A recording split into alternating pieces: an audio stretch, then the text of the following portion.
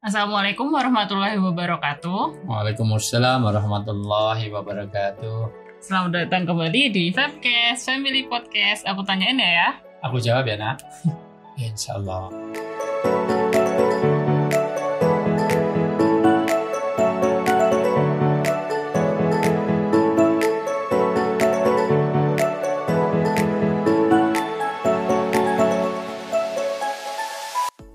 Langsung aja mungkin ya. Ya. Kali ini masih seputar menjelang menikah. Ya, ini jangan-jangan curhatan dari anakku sendiri nih. Emang udah pengen nikah? Enggak, belum. Ya, Tenang aja ya. Ya. Tapi kali ini kita akan membahas masalah-masalah yang muncul sebelum pernikahan. Jadi udah siap-siap. Menjelang pernikahan. Ya, menjelang pernikahan. Ya, penting. Karena semuanya harus dengan istiqdat, yaitu dengan persiapan. Karena orang Islam itu harus well plan. Dalam bahasa Qur'annya itu wal tangdur nafsum ma qaddamat lihat, itu artinya supaya kita ini sudah bersiap-siap dengan apa yang sudah kita kerjakan untuk yang akan datang. Makanya kita rethinking dan well plan. Kita belajar dari masa lalu, tapi juga kita punya planning yang pas untuk rencana yang akan datang. Makanya biasanya kuncinya satu, Nak. Kuncinya itu tulis apa saja yang akan kita kerjakan. Berarti kita punya planning kan? Tulis sebagai komitmen. Kalau perlu mimpi-mimpi kita ini ditulis. Tahun ini saya akan menikah, tahun ini saya akan lulus, itu supaya orang itu punya target dalam kehidupan ini. Kalau perlu seminggu sekali saya khatam 1 juz misalnya gitu.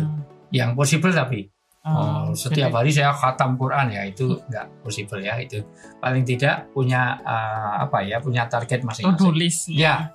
Jadi punya resolusi di mana tulis apa saja yang akan dikerjakan dan kerjakan apa saja yang sudah ditulis. Jadi kunci kesuksesan cuma itu. Seperti ayah kan selalu punya tulisan itu apa hari ini. Tapi yang pokok-pokok jangan semuanya. Misalnya badminton, makanin burung. Nah itu nggak usah karena itu rutin ya gitu. Atau besok pagi beli pembalut, nggak usah. Cuma beli pembalut aja nggak usah ditulis ya. Gitu, ya.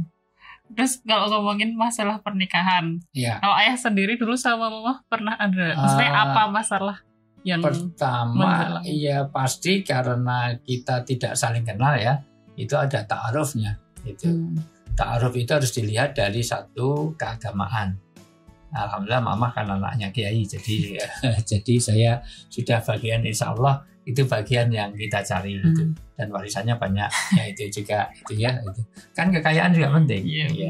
Penting. Kan Eyang kan punya warisan banyak gitu. Di tengah kota lagi, bekas pabrik batik ya itu semuanya. Cuman belum dibagi ya, Nak. Ya, oke. Juga dari nasab yang baik, kemudian dari kecantikan, dari nasab, dari kekayaan. Kayak yang udah kita bahas sebelumnya. Ya, sebelumnya. Tapi jauh lebih penting adalah lidiniha, yaitu karena keberagamaan. Ya. Kalau masalah-masalahnya sendiri apa, kan kalau misalnya sekarang nih menjelang menikah itu mungkin dibudayain ya, kayak misalnya nggak boleh saling ketemu, kayak ada budaya dipingit. Nah kalau misalnya di Islam tuh gimana ya? Ya yang pasti pernikahan itu harus dijaga supaya wala taqrabu zina. Biasanya orang kalau mau nikah mulai ada proses pacaran. Nah pacaran dalam Islam itu sebenarnya tidak ada dalam pengertian yang dilakukan anak-anak sekarang ya. Kalau pacaran menurut Kamus Besar Bahasa Indonesia itu baik, memadu cinta kasih sayang untuk menjelang pernikahan. Bagus, cuman prakteknya yang jadi masalah. Prakteknya selalu kepada khalwat, berdua-duaan di tempat sepi, maka nanti setan bisa meloding filekan ke dalam aktivitasnya. Yang kedua, kadang-kadang juga bukannya khalwat, tetapi taqrabu zinanya, itu mendekati zina. Dan juga kadang-kadang ada, pokoknya karena yang namanya belum nikah itu belum ada satu hubungan yang sifatnya kayak suami istri, gitu.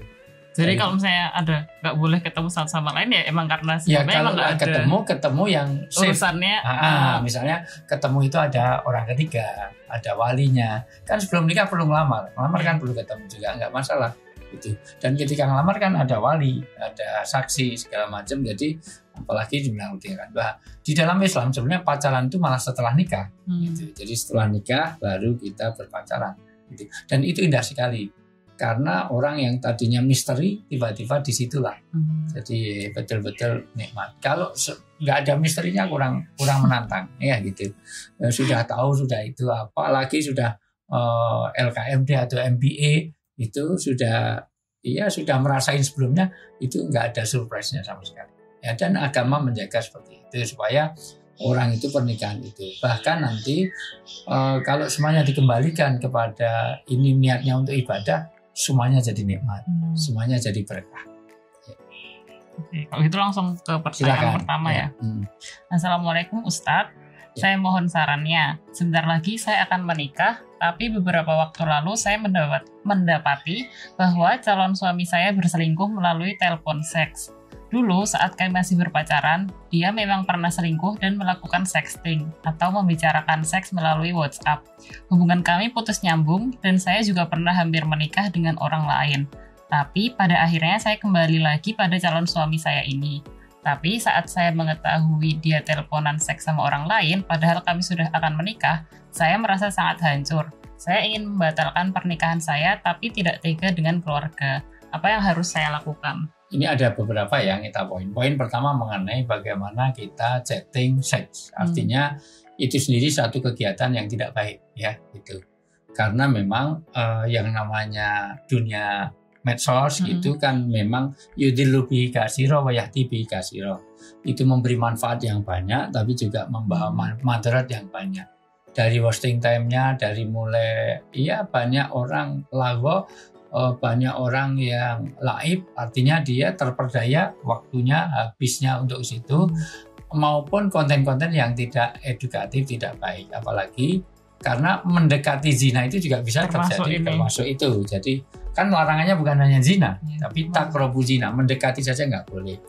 Maka itu pertama. Jadi bagaimanapun juga, makanya kayak ayah sama mama itu, contoh handphone itu tidak di password. Artinya seandainya password pun sebaiknya suami itu bisa saling pakai. Kan lihat handphonenya ayah kan bisa dipakai. Bahkan Mbak Iva pun, siapapun, anak-anak semuanya tolong diangkatkan dulu, nggak ada masalah. Dan itu bagian dari nanti membuat kita itu semakin transparan, enaklah suami istri itu hubungannya menjadi nyaman. Itu menghindari konflik dan yang lain-lain itu. Jadi kalau memang begitu, satu, diyakinkan dulu bahwa itu kegiatan negatif dihilangkan. Itu kedua, kaitannya dengan bagaimana tadi kalau keraguan terhadap apakah dia betul-betul cinta. Jangan-jangan itu sebetulnya ini hanya karena kasihan. Karena nikah tidak boleh hanya karena kasihan. Jangankan karena kasihan, kalau tidak mantap, betul hanya karena wajah saja, kemarin sudah kita bahas. Ada orang yang cantik tapi suaminya kayak kurma kering wajahnya. Itu saja oleh Rasulullah suruh menceraikan. Ya boleh diceraikan. Karena litas kuno ilaiha, supaya kita ada sakinah, supaya kita tentram, betah bersama pasangan. Nah, salah satunya adalah karena orang itu kalau sakit gigi itu mungkin seminggu sembuh. Tapi kalau sakit hati kan lama. Jadi orang kalau sakit hati karena chattingan, karena itu segala macam, maka sebaiknya di-clearkan dulu. Bereskan dulu. Jangan buru-buru menikah kalau memang tidak yakin dengan bagaimana karakter dari calonnya itu tadi. Kecuali memang komitmen betul. Setelah ini semuanya dihentikan. Kalau masalah salah, semua orang punya salah. Nggak penting masa lalu itu, yang penting sekarang mentobatinya. Satu, menghentikan. Kedua, janji untuk tidak mengulangi. Ketiga, mengikutinya dengan amal baik. Kalau itu sudah di komitmen dibikin, maka silahkan diteruskan. Kalau enggak, saran saya jangan buru-buru melangkah. Ya ini buat nikah kok coba-coba. Begitulah kalau dalam iklan, ya gitu. Ya. Apalagi ini kan sebelumnya juga katanya udah pernah kayak gitu, sekarang diulangi lagi. Jadi kan mungkin ada pola atau apa ya yang apalagi yang hanya perempuan. Iya, perempuan itu dalam posisi yang mohon maaf itu lebih kepada dikorbankan daripada laki-laki. Mohon maaf, karena laki-laki itu mudah melupakan memori. Kalau ini kan kuat menyimpan memori wanita itu. Kedua, juga saya pikir di wanita laki-laki itu sangat mudah pindah ke lain hati, pindah ke lain body. Tapi tidak sebagaimana wanita. Wanita kalau sudah tersakiti kan ya ingat sampai hari kiamat. Nah, makanya sebaiknya jangan membuat langkah-langkah yang tidak pasti. Nah, inilah yakinkan dulu dengan istikharah, dengan itu bangun komitmen betul supaya nanti di tengah mumpung belum dilaksanakan, nanti kalau sudah terjadi itu sakitnya bukan di sini tapi di sini karena tembus dari sini sampai sana itu ya itu sebenarnya. Nah, itu maka itu menjadi saran yang baik. Makanya di dalam Islam kan ada namanya istikharah. Istikharah itu memantapkan diri untuk khairul fitini wa ma'asi wa akibati amri. Kita itu baik untuk secara agama. Jadi kalau kayak gini nih bagaimana agamanya bisa baik kalau dia masih ada perselingkuhan. Baik secara kehidupan ma'isyah yaitu kehidupan ekonomi, sosial segala macam dan akibat-akibat yang akan muncul. Nah itu saran saya. Apalagi kalau ini juga alasannya cuma karena nggak tega dengan keluarga. Ya jangan. Yang kalau nggak tega keluarganya suruh nikahin dia. Ya gitu. Yang mau jalankan Anda. Jadi bukan kalau ada keluarga. Ya. Jadi solusinya adalah meyakinkan dulu, terus membuat komitmen sama pasangannya, sholat istikharah supaya tambah yakin, dan terus juga bicarakan sama keluarga. Ya. Jangan sampai menikah cuma karena nggak tega, kalau kasihan. Iya, karena kasihan nikahin orang-orang yang nggak punya aja, gitu. Ya. Okay. Kalau itu langsung pertanyaan selanjutnya ya. Ustadz, sebentar lagi saya akan melaksanakan akad nikah dengan calon istri saya. Alhamdulillah. Nikah itu disegerakan. Ini poin pertama yang kita jawab, nanti kita lanjut. Ya, artinya bahwa nikah itu sampai menjadi sunnah. Sunnah itu bukan sunnah hukum, tetapi jalan hidup. An-nikahu sunnati. Nikah itu adalah jalan hidup, sunnah, manhaj dari Rasulullah.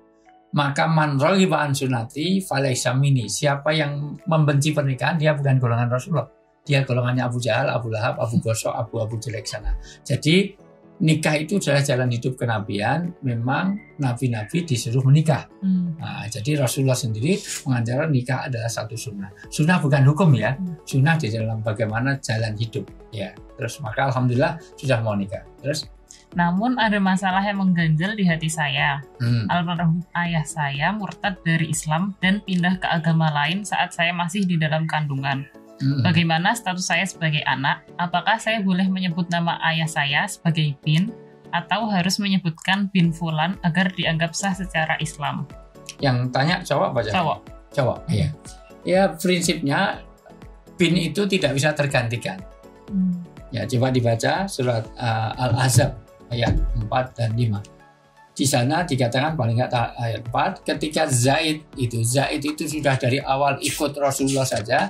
Ketika mau gantikan kamu pilih ikut aku apa pilih ikut bapakmu itu. Nah, pilih ikut kamu ya padahal anak angkat ini. Maka binnya aja tidak bisa diganti dengan bin Muhammad. Ya siapa kalau memang Zaid bin Haritsah ya bin Haritsah, Zaid bin Sabit Zaid bin Sabit. Coba di ayat 4. Ya. Allah tidak menjadikan bagi seseorang dua hati dalam rongganya. Ya. Dan dia tidak menjadikan istri-istrimu yang kamu zihar itu sebagai ibumu. Ya. Dan dia tidak menjadikan anak angkatmu sebagai anak kandungmu sendiri. Jadi anak angkat dengan anak kandung saja nggak bisa berpindah. Nah, terus? Yang demikian itu hanyalah perkataan di mulutmu saja. Ya. Allah mengatakan yang sebenarnya dan dia menunjukkan jalan yang benar. Ya. Bin itu tidak bisa teralihkan. Jadi ya bin kepada bapak yang itu. Walaupun bapak tiri aja nggak bisa menggantikan binnya. Gitu. Nah, terus bahkan itu kalau nggak tahu gimana? Ya. Panggillah mereka anak angkat itu dengan memakai nama bapak-bapak mereka. Ya. Itulah yang adil di sisi Allah. Dan jika kamu tidak mengetahui bapak mereka, maka panggillah mereka sebagai saudara-saudaramu seagama dan maula-maulamu. Ya. Dan tidak ada dosa atasmu jika kamu hilaf tentang itu. Tetapi yang ada dosanya apa yang disengaja oleh hatimu. Allah Maha Pengampun, Maha Penyayang. Jadi ayat ini sebetulnya nama seseorang itu jangan dibinkan dengan suaminya. Sebetulnya. Jadi misalnya Ulaya Ahdiani itu ya binti Johari. Tidak bisa Ulaya Wijayanto itu. Sebagai sebutan bisa, tetapi binnya tidak bisa. Gitu. Jadi bagaimana kalau nggak tahu? Ya bin Fulan atau bin Abdullah atau bin siapa nggak apa-apa, tapi jangan pakai bin. Jadi cuma dikaitkan, bukan bin. Nah, misalnya saya ngambil anak namanya siapa? Fatimah misalnya. Ya Fatimah Wijayanto boleh, tapi jangan Fatimah binti Wijayanto. Itu Agus Wijayanto boleh, tapi jangan Agus bin Wijayanto. Gitu. Jadi boleh, tapi diyakinkan bahwa itu bukan anak dari keturunan. Karena memang sekali lagi walaupun orang tuanya non Muslim tadi pindah agama, tetap dia orang tuanya. Cuman dalam 3 hal, persaksian, perwalian, dan pewarisan itu menjadi berbeda. Jadi tidak bisa menjadi wali. Walinya nanti wali kepada yang terdekat. Nah, boleh Pak D-nya, boleh, nanti ada urutannya. Urutan wali di dalam Islam itu ada Pak D-nya, kakaknya, adiknya segala macam. Tapi karena laki-laki tidak ada masalah, Ya itu. Ya. Jadi intinya tetap pakai bin ayahnya. Ya. Dan nggak ada masalah secara perwalian pernikahan karena yang ini laki-laki yang nanya. Banyak mayoritas sahabat itu bapak-bapaknya belum masuk Islam, tapi tetap saja ya bapak. Ya. Oke, kalau itu langsung pertanyaan selanjutnya. Assalamualaikum Ustadz, saya ingin bertanya perihal wali nikah.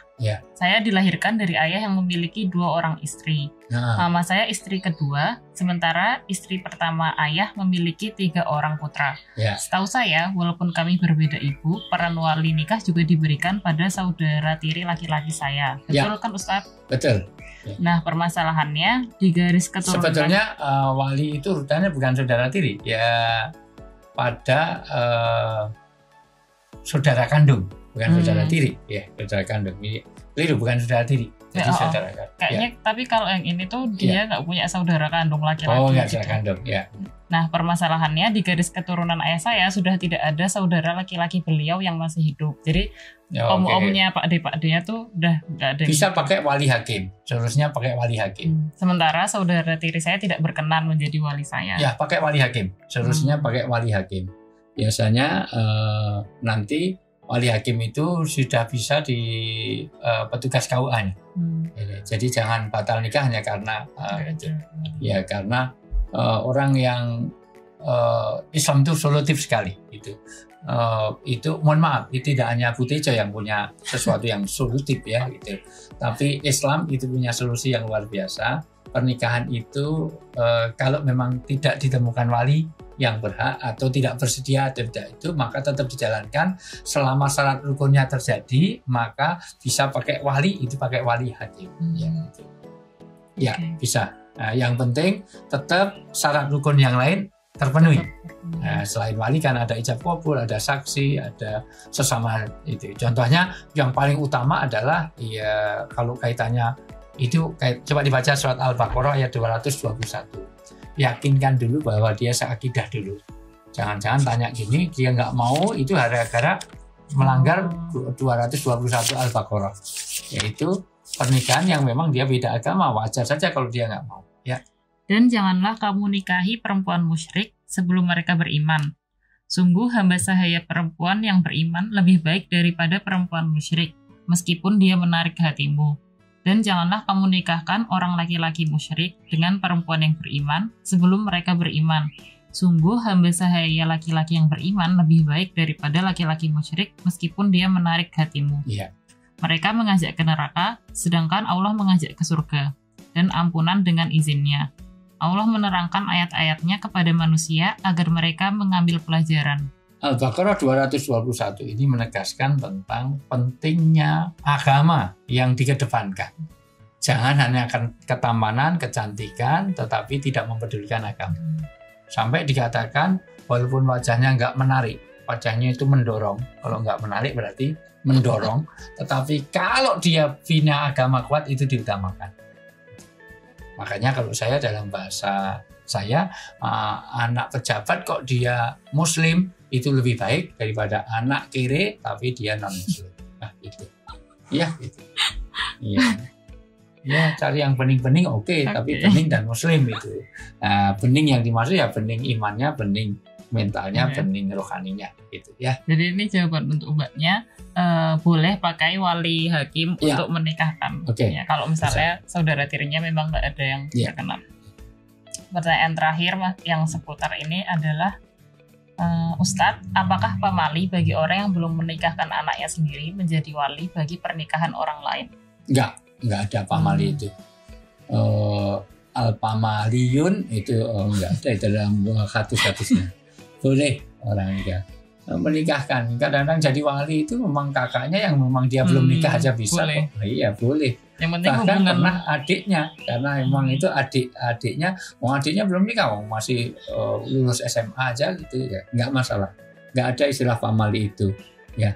Yang penting hubungan apa masih ya yang sesuai syaratnya. Sesuai dengan syarat ikat untuk jadi wali tadi gitu ya. Kalau memang dia nggak punya hubungan nasab, maka ya dia tidak berhak untuk jadi wali. Nah, jadi dalam Islam pamali itu nggak ada, bahkan banyak di seputar pernikahan. Jadi di life cycle ini banyak salah paham tentang keberagaman. Baik kelahiran, pernikahan, dan kematian itu banyak bid'ah yang terjadi, banyak kurofat yang terjadi, banyak takhayul yang terjadi.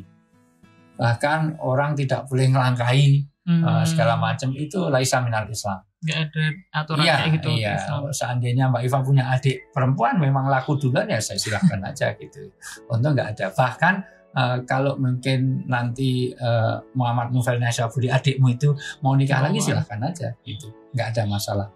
Dan tidak ada uang pelangkah segala macam itu tidak ada. Dan diacarain juga ya, gitu. Nanti banyak sekali di dalam tradisi itu sampai ditegur. Di dalam surat Al-Baqarah ayat 170 itu boleh dibaca 170 itu hanya tradisi nenek moyang yang kalau ditegur misalnya 1 tahun tidak boleh menikahkan 2 kali itu. Kalau memang karena biaya boleh, memang biayanya nggak ada misalnya gitu. Tapi tidak ada. Kalau perlu dibarengkan nggak apa-apa.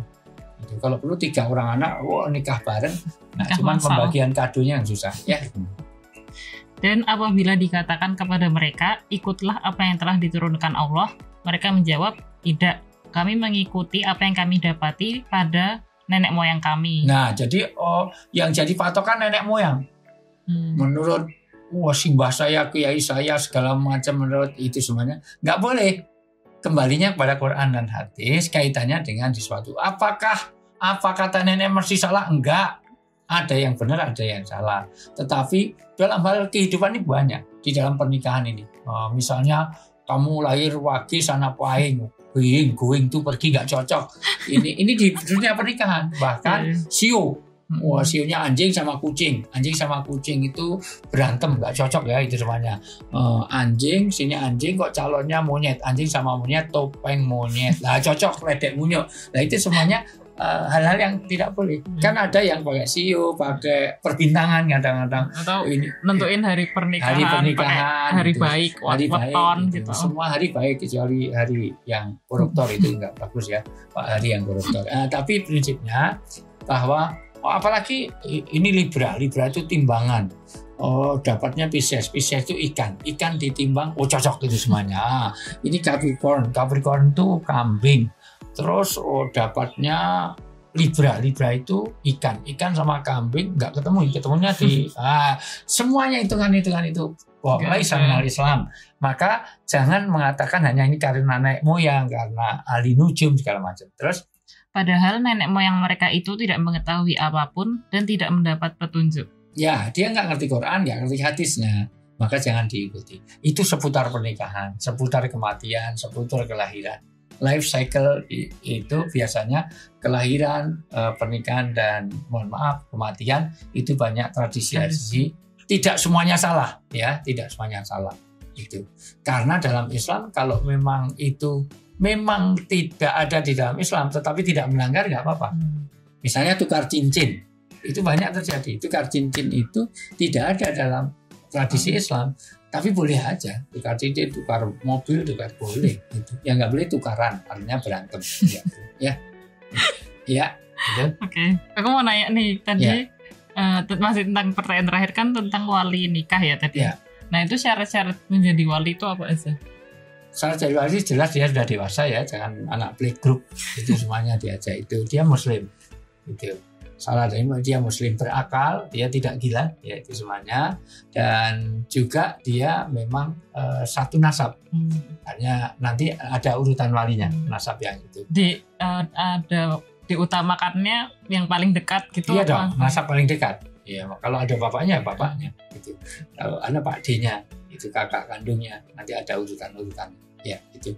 Tapi dia sudah dewasa. Itu nggak bisa anak playgroup tadi, dan dia berakal, artinya dia tidak kena penyakit jiwa semuanya itu. Dan dia orang yang, karena namanya perwalian itu nanti punya tanggung jawab kan gitu. Jadi kalau dia sendiri belum dewasa kan bisa, dan muslim, harus muslim.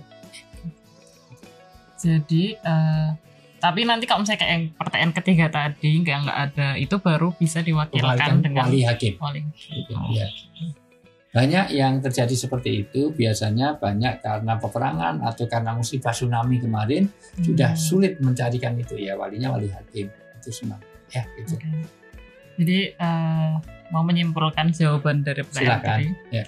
Yang pertama berarti tadi harus yakin sebelum menikah. Harus benar-benar yakin, nggak boleh dengan hanya kasihan, karena tega, hanya karena materi.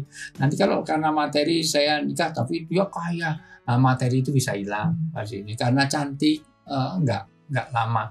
Cantik kalau gitu cari aja yang jelek, itu lebih mantek, lebih konsisten, lebih istiqomah, sampai tua pun jelek, sudah tua pun jelek, sudah mati pun masih jelek. Nah, jadi jangan karena itu semua. Jadi harus istikharah supaya yakin sebelum menikah. Terus yang kedua tadi boleh untuk meskipun ayahnya tidak seagama yang laki-laki tadi, tapi pinnya tetap. Ya, jangan merubah pin hanya karena beda agama. Sahabat-sahabat dulu tetap pinnya juga kepada bapak kandung. Terus habis itu selanjutnya wali itu boleh diwakilkan oleh wali hakim kalau emang udah nggak ada urutan walinya, tidak ada. Terus yang terakhir tadi boleh menjadi wali meskipun belum menikahkan. Belum pernah menikahkan sebelumnya atau belum pernah menikah, yang penting syarat-syarat wali tadi terpenuhi. Iya. Yang jadi wali adiknya baru lulus SMA ya nggak masalah ya. Mungkin sekian aja topik hari ini. Terima kasih Ayah udah menjawab. Terima kasih teman-teman udah dengerin sampai akhir. Sekali lagi mau ngingetin kalau masih ada yang pengen ditanyain baik seputar topik ini atau topik yang lain, bisa tanya lewat kolom komentar di bawah ini atau lewat DM di @ustadzwijayanto_official di Instagram. Sekian mungkin ya. Sampai jumpa di Femcast selanjutnya. Assalamualaikum warahmatullahi wabarakatuh. Salam.